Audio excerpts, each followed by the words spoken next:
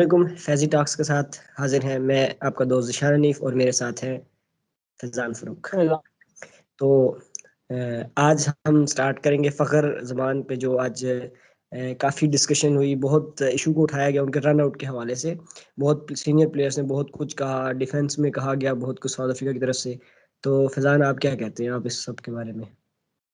फ़खर ज़मान ने काफ़ी रिकॉर्ड्स भी कल बनाए हैं। एक तो सेकंड इनिंग्स का हाईएस्ट वनडे इंटरनेशनल में सेकंड इनिंग्स का हाईएस्ट ये इंडिविजुअल स्कोर है और उस स्टेडियम में हाईएस्ट स्कोर था और चेज़ करते हुए तो हाईएस्ट ही था। और उसके बाद काफ़ी इंटरनेशनल क्रिकेटर्स जो अभी खेल रहे हैं और जो रिटायर हो चुके हैं उन्होंने काफ़ी अप्रिशिएट किया। Jofra Archer, Mark Boucher, JP Duminy और साउथ अफ्रीकन जो उनसे ड्रेसिंग रूम में सारों ने स्टैंडिंग ओवेशन भी दी थी वो जब गुजर रहा था उधर से। तो काफ़ी उसने बहुत अच्छी बैटिंग की है और उसका खुद भी बयान आया है। उसने कहा है कि क्विंटन डी कॉक का कोई कसूर नहीं था, मेरा अपना ही कसूर था। मतलब इतना हम्बल वो बंदा है। और उसने ये भी कहा था कि स्कोर बेशक मेरा थोड़ा कम हो जाता लेकिन पाकिस्तान जीत जाता तो ज्यादा मेमोरेबल होता। अभी उसे थोड़ा गिल्ट था कि मैं मैच फिनिश नहीं कर सका क्योंकि अनफॉर्चुनेटली दूसरे एंड पे कोई उसको सपोर्ट नहीं कर सका। एक भी अगर बैट्समैन या ऑलराउंडर उसका खुद भी बयान आया है। उसने कहा है कि क्विंटन डी कॉक का कोई कसूर नहीं था, मेरा अपना ही कसूर था। मतलब इतना हम्बल वो बंदा है।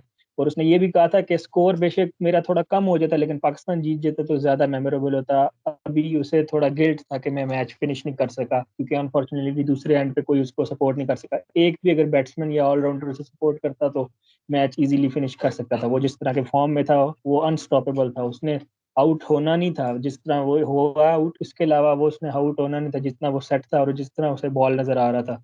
तो काफी अनफॉर्चुनेट था, काफी दुख हुआ पाकिस्तानी पूरी कौम को कि उसने सेकंड डबल सेंचुरी नहीं की। जिस तरह वो खेल रहा था उसे करनी चाहिए। बिल्कुल, शम्सी की तरफ से आया था रिट्वीट। शम्सी ने डिफेंड करते हुए क्विंटन डी कॉक को कहा था कि सारा उसको ब्लेम ना किया जाए। डी कॉक ने ये कहा था कि थ्रो उधर करो बॉलिंग एंड पे, जो कि बहुत मुझे ना मतलब अजीब सा स्ट्रेंज सा लगा डिफेंड के। ये भाई, आप किस बात पर डिफेंड कर रहे हो? उसने रन आउट होने के बाद जो स्माइल दी थी ना, उससे पता लग रहा था कि उसने डिसीव करना था। और उसने उसके इशारा भी स्माइल से किया। पता लग रहा था। और फिर उसने इशारा भी किया था, हाँ इशारा भी। तो फिर एक और बात होती है ना कि जो 41.5 रूल है, उसमें सिर्फ ये नहीं है कि आप मुंह से बोलो तो कुछ है, उसमें आके आप इशारे से भी किसी को डिसीव करो ना, तो हम्म, इसमें भी है।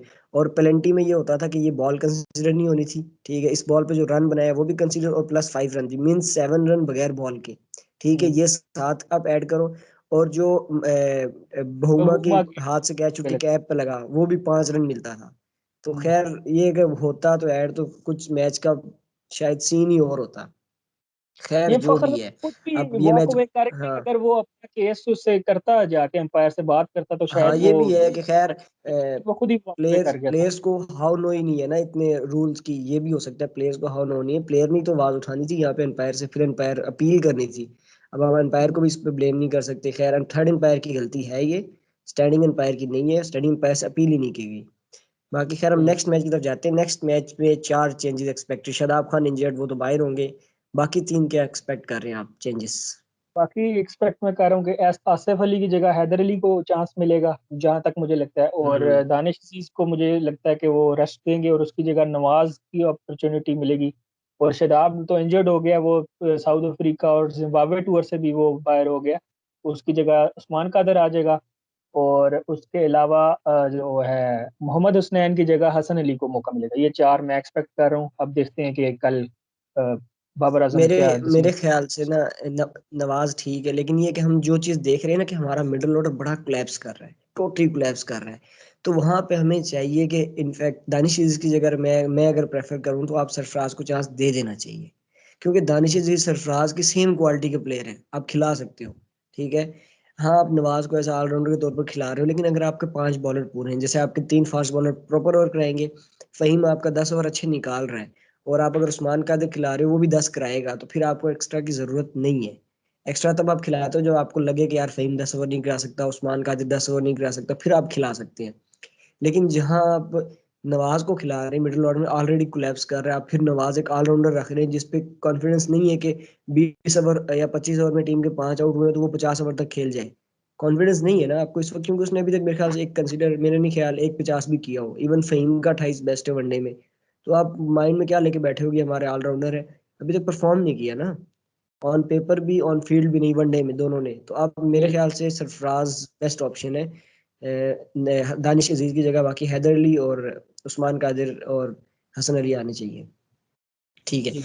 अब हमारा नेक्स्ट जो, अ, हारिस जी जी, सोहेल की मैं बात करना चाह रहा था कि हारिस सोहेल की जो बैकबोन था वो मिडिल ऑर्डर का, उसको निकालने के बाद टोटली हम हाँ क्लूलेस बिल्कुल, नजर आए। और वो हफीज फील और हो मलिक रहा है तो कि यार कोई प्लेयर लैक कर। तो उनका तो कुछ नहीं कहा जा जी सकता। जी, हारिस सोहेल बिल्कुल को होना रिटायर्ड है चाहिए वो। था। सही।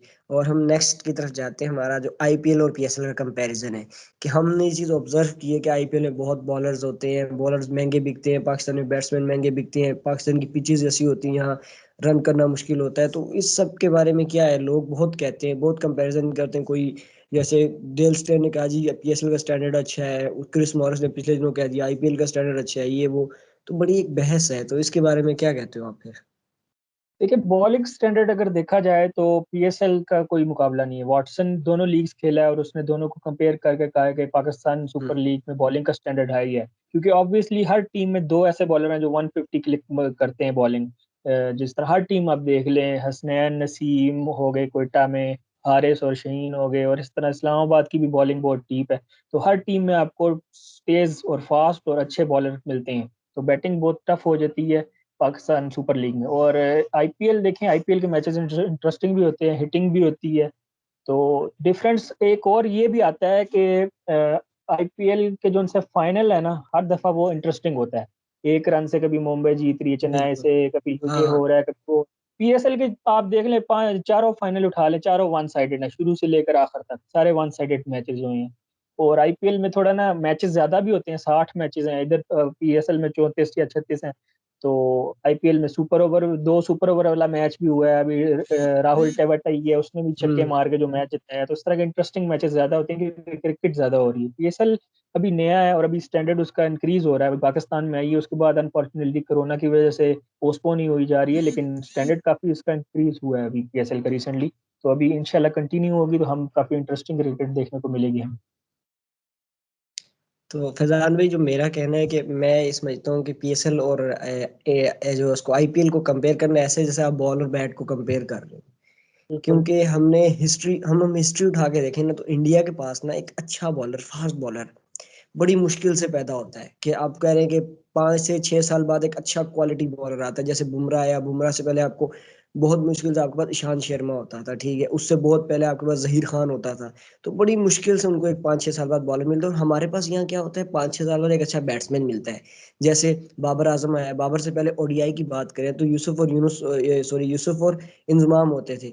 उनसे पहले पीछे उठाए हैं तो फिर बड़ी मुश्किल से सईद अनवर का दौर आता था, ठीक है, इमरान खान का दौर आता था, मियादाद का दौर। तो हमें 5 5 साल बाद एक दो प्लेयर हमें मिलते हैं बैट्समैन। तो हमारी ये पिचेस जो है ना, ये बॉलर्स की पिचेस हैं, जिसकी वजह से हमारी लीग में लोकल बॉलर्स का इतना टैलेंट होता है कि हम फॉरेन प्लेयर जो हम लेते हैं, हमारी नजर उन वहां पे बैट्समैनों की तरफ होती है कि अच्छा बैट्समैन लें, बॉलर तुम्हारे पास है, ठीक है। आप बिल्कुल। मुल्तान की तरफ देख लें, मुल्तान के पास कोई बॉलर नहीं था, ठीक है। अब धानी जैसा बॉलर था, नया लड़का आया हुआ था, और उसने पहले पीएसएल में ऐसे तबाही मचाई थी कि मुल्तान का मेन बॉलर था, कोई फॉरेन बॉलर नहीं, बड़ा कार्लोस ब्रेथवेटिक, ठीक है। तो हमारा इंडिया में जबकि जबकि देखें ना, तो इंडिया के पास बैट्समैन भरे पड़े हैं, इंडिया के पास लोकल बिल्कुल। टैलेंट तबाही तबाही है। अब सूर्या कुमार यादव मिसाल है उसकी, एक दो सीजन में तबाही फेरी उसने पीएस आईपीएल में, इंटरनेशनल डेब्यू। आप जोफ्रा आर्चर जैसे बॉलर को उसके बाउंसर पर छक्का मारो, इट मींस आप बहुत बड़े प्लेयर अभी से हो, ठीक है, आप बनोगे बिल्कुल। नहीं, आप हो, आप अभी से। तो वहां पे कॉन्फिडेंस लेवल इसलिए क्योंकि वो बैट्समैन है, ठीक है, उस लेवल के बैट्समैन है, लेकिन उनके पास बॉलिंग बॉलिंग टैलेंट जो है ना, अब आपको अपकमिंग जो है ना, अब इन्होंने तकरीबन कोई 15 सीजन, मेरे ख्याल, तो कितने सीजन मुझे एग्जैक्ट यार याद नहीं रहते, जितने सीजन हुए 10 प्लस हुए ऑलमोस्ट सीजन आईपीएल के। 13 13 और उसमें तेरह तेरह सीजन, आईपीएल के 13 सीजन हुए, उसमें उनको मुश्किल से बुमराह मिला, ठीक है, शामी पहले खेलता था, बुमराह मिले उनको, अब जाके दो तीन बॉलर मिल रहे हैं, सेम हमें जाके दो तीन बैट्समैन मिले हैं। तो आईपीएल और पीएसएल का कंपैरिजन बनता ही नहीं है, ठीक है। वो एक बैटिंग लीग है, ये एक बॉलिंग लीग है, ठीक है। वहां बैट्समैन का खूब टैलेंट, वहां अगर कोई बैट्समैन बॉलर बहुत कोई प्लेयर बिकता है ना बहुत ज्यादा महंगा, तो वो बॉलर होता है, फॉरेन बॉलर, हमारे यहाँ फॉरेन बैट्समैन, ठीक है। तो बिल्कुल। एक अलग ही बहस होती है, एक अलग ही चीज होती है। मेरे ख्याल नहीं है कि इसको कंपेयर करके आपस में एशियन कंट्रीज को लड़ाया जाए। खैर, इस वक्त तो बैट्समैन के हैं या बॉलिंग के हैं, एशिया का धावा इस वक्त हैवी है तीनों फॉर्मेट्स में। वनडे में देखो तो बाबर, कोहली, शर्मा, T20 में देखो तो फिर यही आते हैं, केएल राहुल भी ऊपर आ जाते हैं, टेस्ट में देखो तो फिर यही प्लेयर्स ऊपर होते हैं। तो फॉरेन क्रिकेट गोरों की थी, छाए हम हुए एशिया वाले। तो हमें तो इस चीज पे फख्र करना चाहिए, हमें आपस में लड़ने से बेहतर है आईपीएल पीएसएल को कंपेयर करने के बजाय दोनों को एंजॉय करना चाहिए। बेस्ट लीग है बिल्कुल सब ठीक। दोनों। जी बिल्कुल। बिल्कुल। तो यहीं पे हम फैजान भाई एंड करते हैं।